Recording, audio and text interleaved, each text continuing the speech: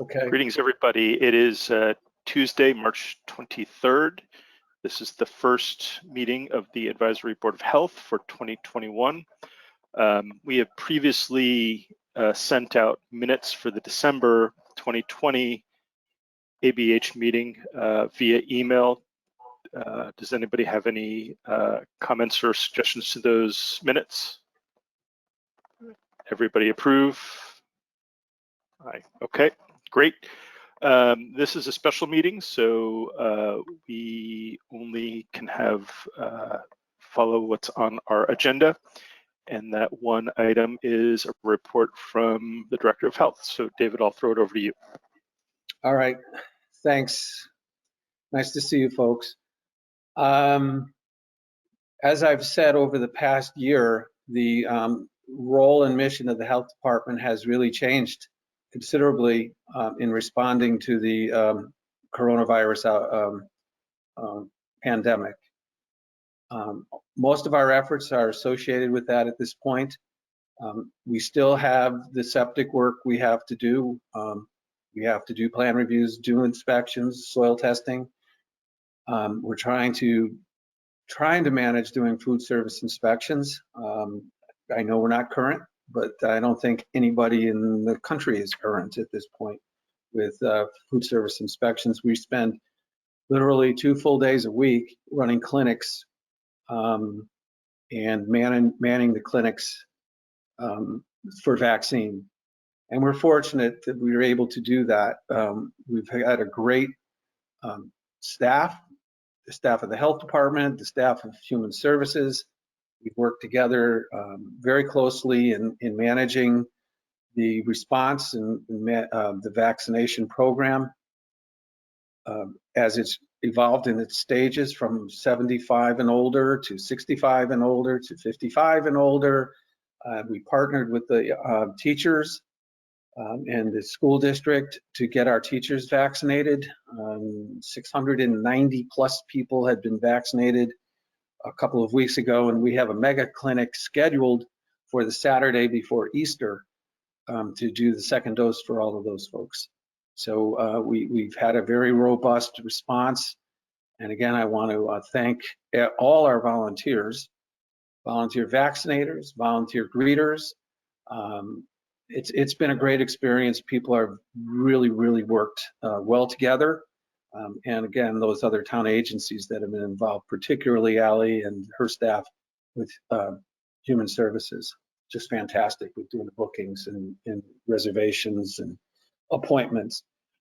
Couple things I wanted to, that are worthy to note is with respect to this, we primarily only have had Moderna vaccine, which, as everyone knows, is a 2-dose vaccine. And we're already giving second doses. We are having a near 100% response rate for folks on their second doses. When people come in for the first, we give them a card with a date and a time for them to come in for their second dose. And virtually everyone is coming in at the scheduled time, on the scheduled date for their second dose. Nobody needs reminders on this. Nobody has needed reminders. It's remarkable. We were concerned that we were going to have to do follow-up phone calls and whatnot to get people in for their second doses, but that has not been the case. The other thing that I want to highlight with respect to the cooperative ventures that we've had with other town agencies, in particular the human services, is that we've been out vaccinating the homebound. Our nurse, our public health nurse, Paula Sutliff, has gone with Allie and Director of Human Services to visit the homebound to provide vaccine to them. We have a couple more left to do. We're asking that if anybody knows anyone who's homebound and hasn't been vaccinated, to please call us. But we're working on that. We did have some Johnson & Johnson. We received 200 doses, and all of the homebound received the Johnson & Johnson that we had while we had it. That helps us a lot because then we don't have to go out twice to do that. So that's been the focus of our work. We have a clinic scheduled for tomorrow and another one on Thursday.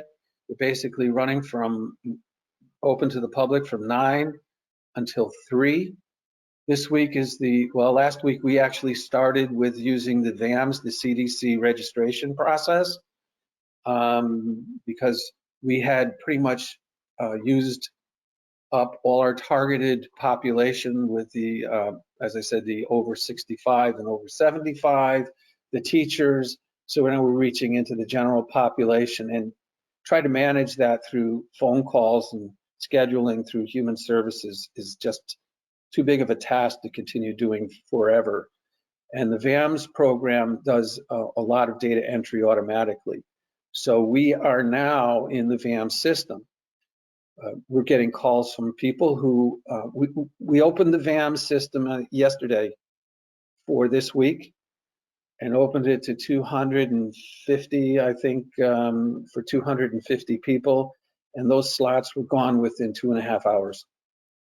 So there's huge demand for vaccine, and people are calling to say, why isn't it available in Darien? Well, that's because number one, our allotment is committed, and number two, that's all the vaccine we have. So, you know, we're trying to meet the demand as best we can, and you know, folks are just going to have to be, that another overused word is patient.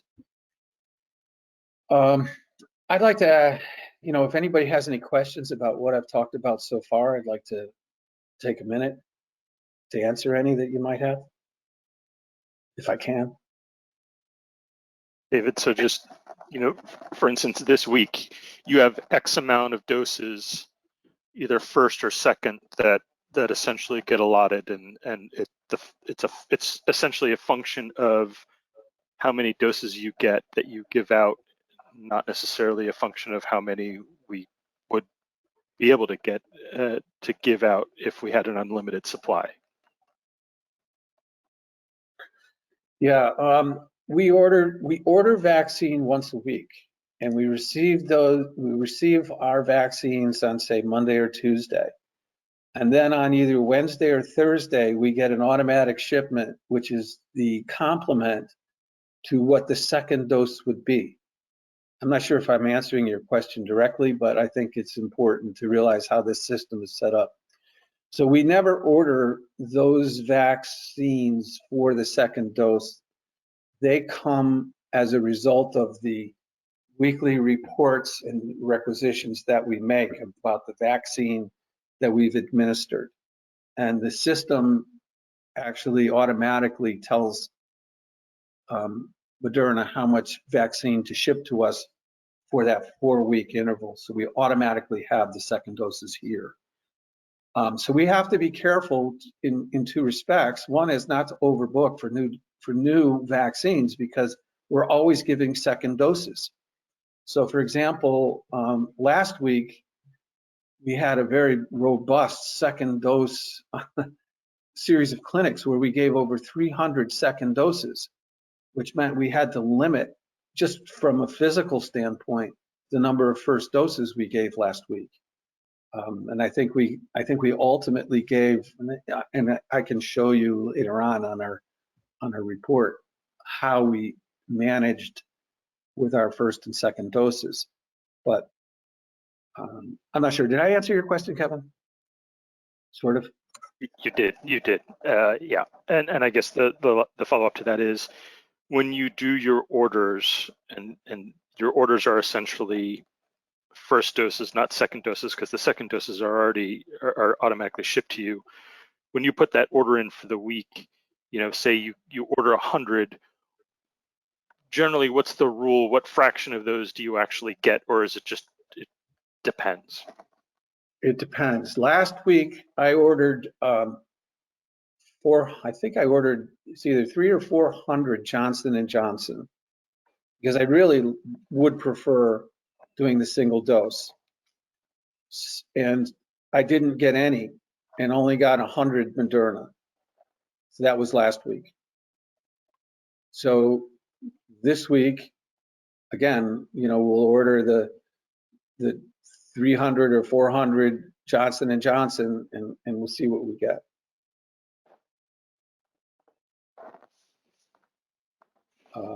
So I don't know. Up until this week, we had been doing pretty well with getting, well, for about 4 weeks, we did pretty well with getting what we had ordered. Except I'm consistently ordering Johnson & Johnson and I'm not getting it. So if I order 400 Johnson & Johnson, I get 400 Moderna. That's sort of like saying I'm only getting 200 because I'm only able to really reach 200 people at a time. Got it. It takes Thank 2 you. doses. So anyway, anybody else have any questions regarding the vaccine and how we're doing this? So just continuing forward again on this, the way we're doing it is primarily opening it up to VAMs, but we're still taking some appointments. For example, we're doing, there's still some teachers who hadn't been done. We're doing by appointment. We're still getting calls from folks who are meeting the upper age category who hadn't been vaccinated for whatever reason, 65 or 75 and over. So we're doing that by appointment. We're also doing some of the our facilities, such as the Y, that have a lot of interaction with, just a lot of programmatic interactions in the community. So we think that's an important target. We've also done all the nursery schools. So that was another phase of doing teachers. So, and we also did the library, the staff at the library, because again, they're like a complementary to our schools. So that's what we've done. What I would like to do, if I may, is to kind of go through our weekly reports. I think I circulate them to everyone, but it's important to see that we have the references on our website for folks to see who's eligible and also where vaccine can be obtained. The state portal is actually pretty good because you go in and you sign in and you enter your zip code, and they'll point out and provide all the links to any of the local facilities. I did it this afternoon, and everybody has no appointments available, unfortunately, at this time. We're only booking our clinics 1 week in advance because I never know how much vaccine we're going to have on hand. So I don't know. VAMs will restrict the number of appointments we can make, and we would do that based on how much vaccine we receive. So every Monday we will be opening the VAMs. Can you just hold on for a minute? My computer's telling me the battery's running low. I'll be right back. Sorry.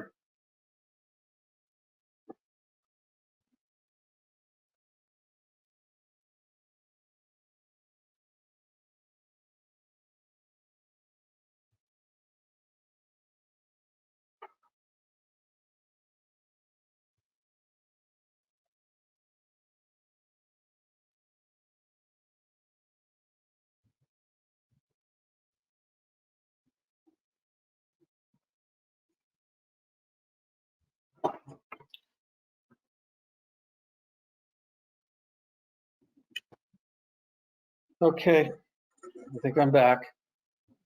So we also have the link here, as you can see, to the school portal, which gives the updates for all those being that are being coordinated and positive cases.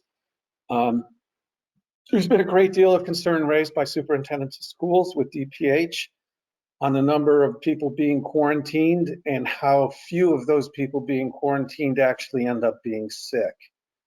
There's a concern that the school year is being severely impacted by the degree of what's considered a close contact and the requirement for quarantining. And I know that Dr. Adley voiced his concerns at the webinar today with the state, as well as several other superintendents of school. The data is really not showing that the quarantine numbers are supported by the rates of illness for those who've been considered to be close contacts. So that's going to be an ongoing discussion. So here's what I was discussing before with respect to how we parse out our vaccine allotment. So you can see the first dose and then the second dose pretty much follow along, where the first dose on 120 was 110, then the first dose 4 weeks later was 113. So, you know, and then same thing with the following 320 and then 315, the second dose. So, and then if you skip all the way down to the week of the 5th, the 6th, and the 9th and 10th, you see that big jump. That was when we partnered with the schools to get all the teachers done. The beauty of that one was that pretty much that was, we utilized the gymnasium as we've been doing all along. And the actual vaccine administration was done by the school nurses. So overseen by our nurse, Paula, but they pretty much did all their own staff. But it was our clinic. So it just worked out really well. But then at the bottom, you can see, you know, we have 1,000 plus the 1,000 folks who were fully vaccinated. Another 1,000 have their second dose pending, and then the 200 Johnson & Johnson folks who are considered to be fully vaccinated.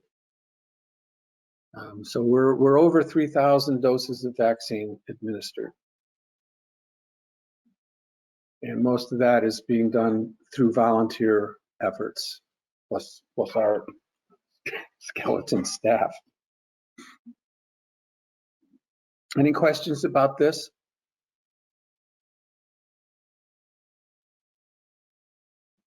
Okay. No questions, David. I just got to commend you and your staff and the tremendous amount of logistics and coordination that go into this. As you know, I've been to multiple and I've worked them, and see everybody working together to see how well run it is, see the months from the people in Nick is pretty overwhelming. So definitely a job well done. Thank you, Kevin. Yeah, we could, you know, Nick Jossam, who's been doing the bulk of the logistical organization, has just been indispensable. And, you know, everybody has been, but Nick in particular has just been tremendous to work with. Here you can see this charts the positive cases over time from the beginning. And you remember how panicked everybody was at the beginning. And look at the charts then versus now. Of course, big difference is we're doing an awful lot more testing.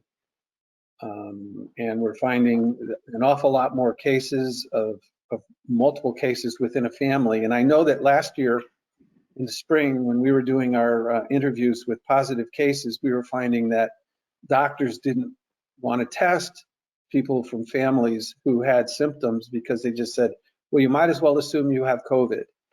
And of course, as you recall, maybe the actual availability of testing wasn't quite the same as it is right now.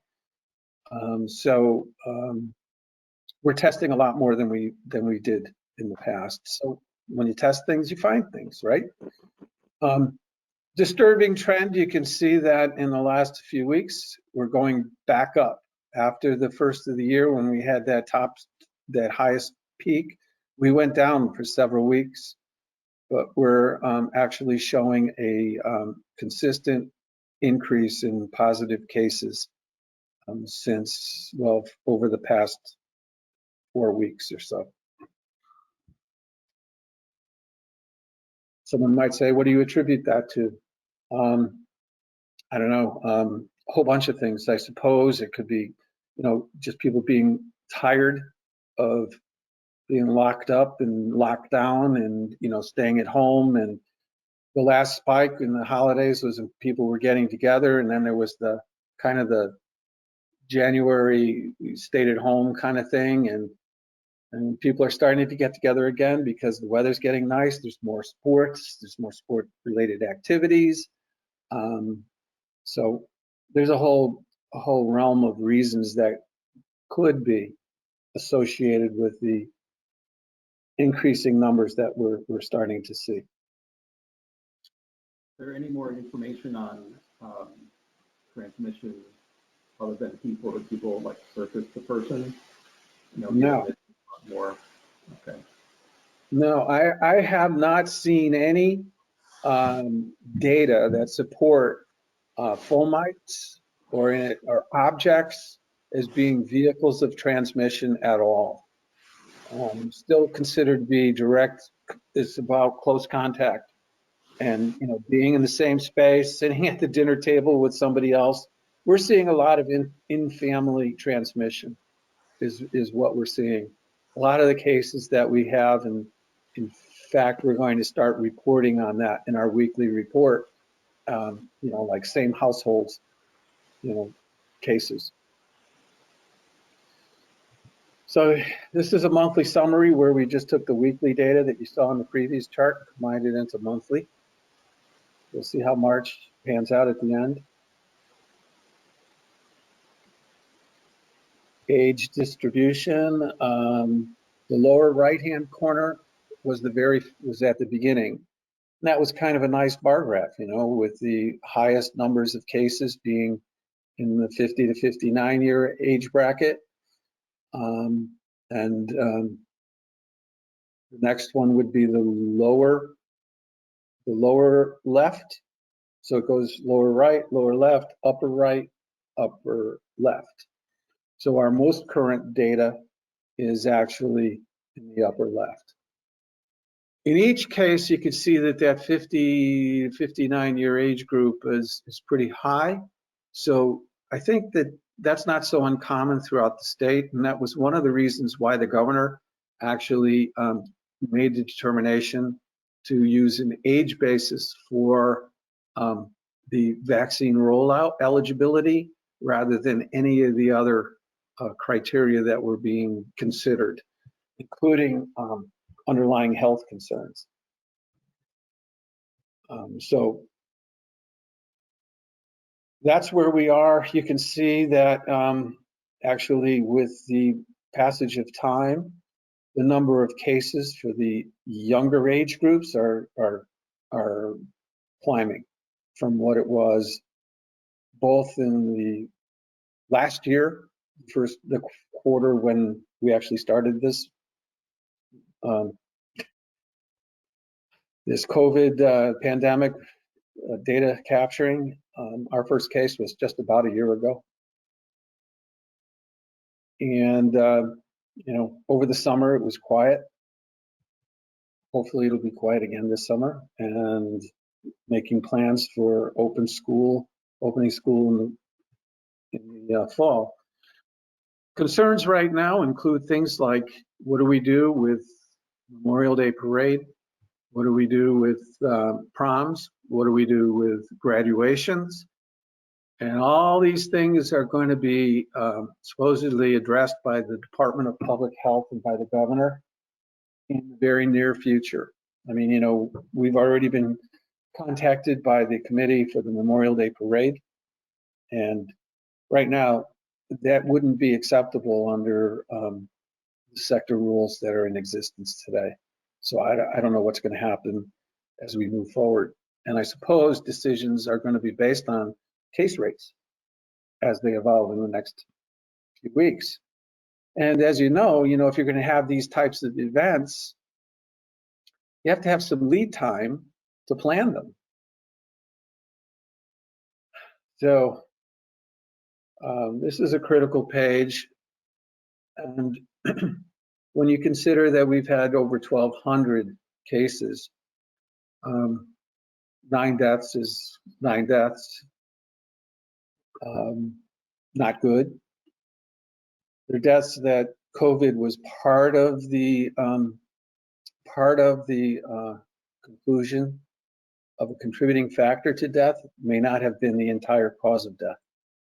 It's hard to tease that out because many of those folks and many of the hospitalizations had other health issues associated with them being both hospitalized and cause of death.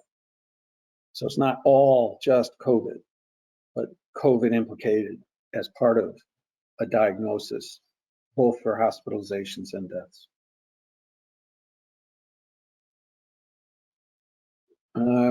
Again, here's the support for having an age-based vaccine rollout. The strain on the healthcare system by age. And you can see, while the 79 and plus age groups in the previous charts really didn't have high case incidence, they were the highest strain on our both hospitalizations and on the and death. And this is what I had alluded to earlier, was the number of tests. And you can see from a year ago, March, to, well, this March, test rates have gone down since January. And, you know, there was a lot of testing being done after the holidays. Go back to school, travel associated testing, but you know, still an awful lot more testing being done today than there was back a year ago. And our test facility, you can see, is really being utilized. It's open 6 days a week. I think it's 8 to 4, Monday through Friday, and then 9 to 1 or 2 on Saturdays. So it's being utilized. They do rapid antigen tests there as well as the PCR tests.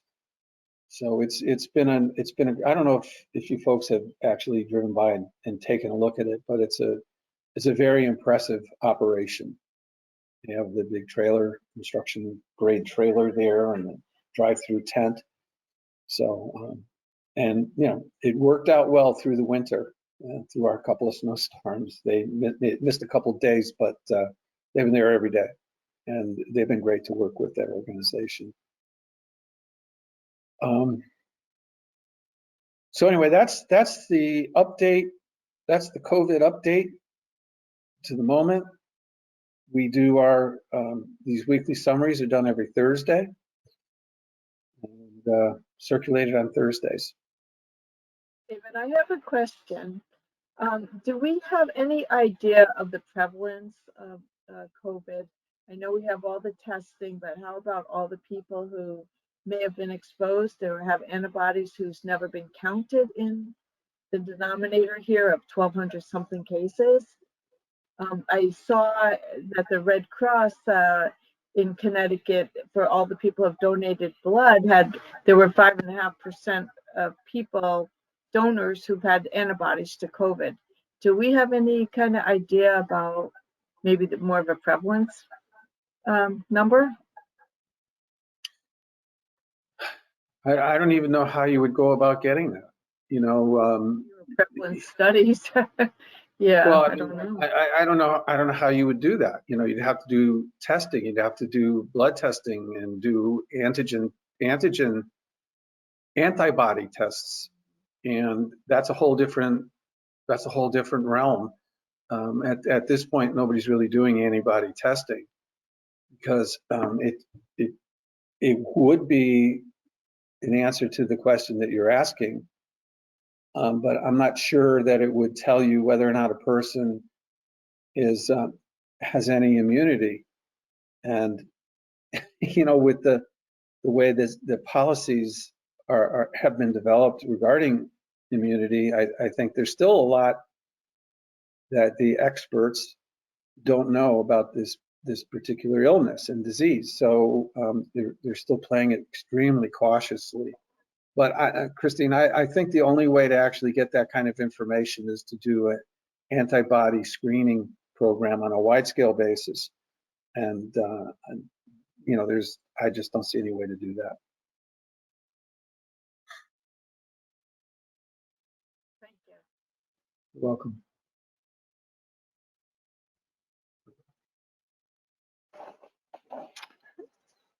Anything else? I don't know. Anything else from you? Any questions that you have for me?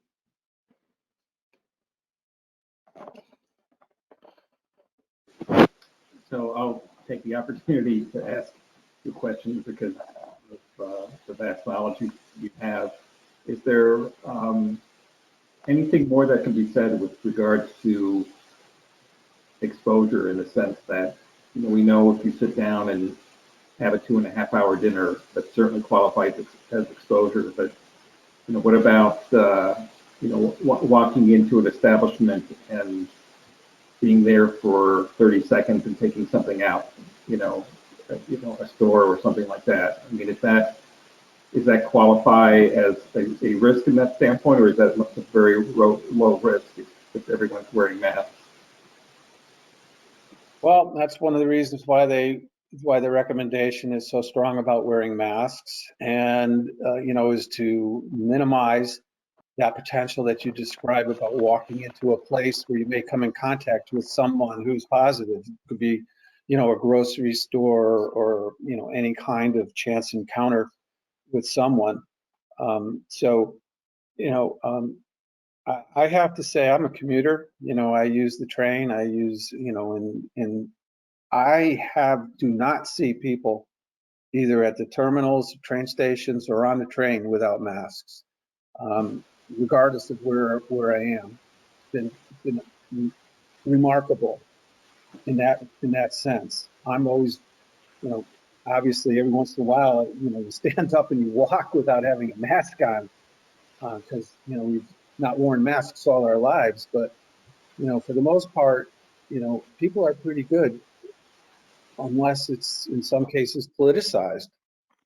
And it's unfortunate that happened, that it became politicized. But Andy, I don't know, you know, the state guidance really, and when the epidemiologists talk, they talk about the length of time for exposure and the type of activity, you know, which, you know, sports being one as a risk. You know, I think parents need to keep in mind that if they want to keep their kids in school, you know, they really have to think about that, and think about sports and the impact of sports, and the activities associated with sports. And please don't have those dinner parties or those parties after a game if they've won, where you're bringing lots of people together. These are the types of behaviors that we're finding are high risk behaviors.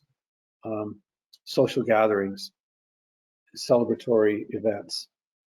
I don't think it's so much the game itself. I don't think it's the game itself, and the data don't seem to support that.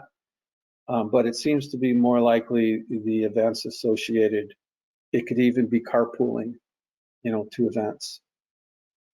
Yeah, David, along those lines, I was concerned about one of our establishments in town where they allow you to sit at a table without a mask, drinking your coffee or talking or socializing, whatever, a time limit of 90 minutes. And I thought that was quite excessive, 90 minutes to sit at a table, then somebody gets up and sits down at that table and it hasn't been cleaned or anything in between. And I really don't know what could be done about that. It just seems way too long a time for us to sit and drink coffee and chat. Yeah, within the whole COVID environment.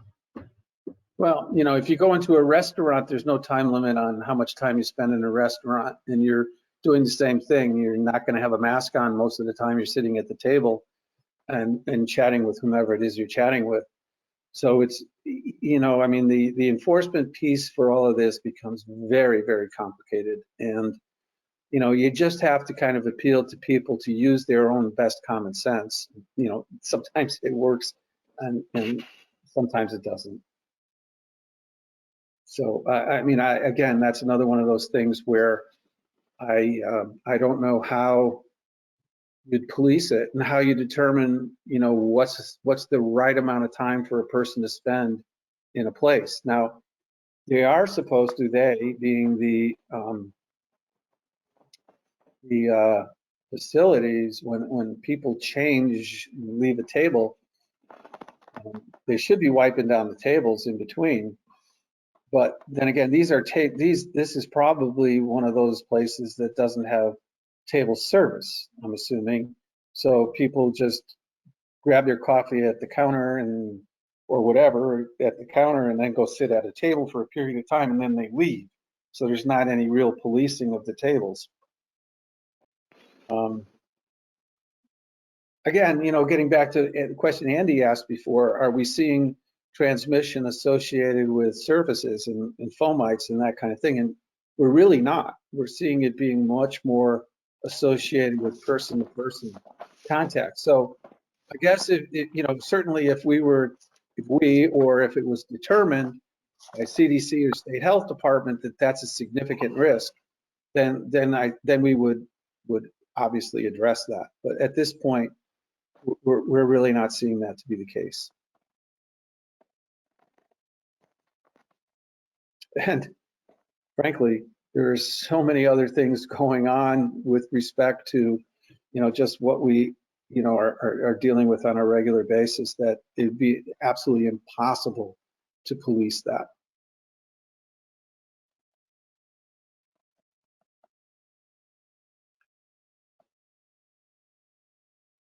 And I really don't have anything else to offer at this point. So I'll just, again, ask if there's any questions. All right. Well, thank you, David. Unfortunately, we can't take any other topics other than the report. I will say that our next meeting is scheduled for Tuesday, the 15th of June, which actually corresponds to the last day of school. But we will be, I'll be in touch with minutes from this meeting and we'll send out those dates as a reminder. Great. Thanks again, David. Okay, well, thank you, everyone, and good night. Cheers.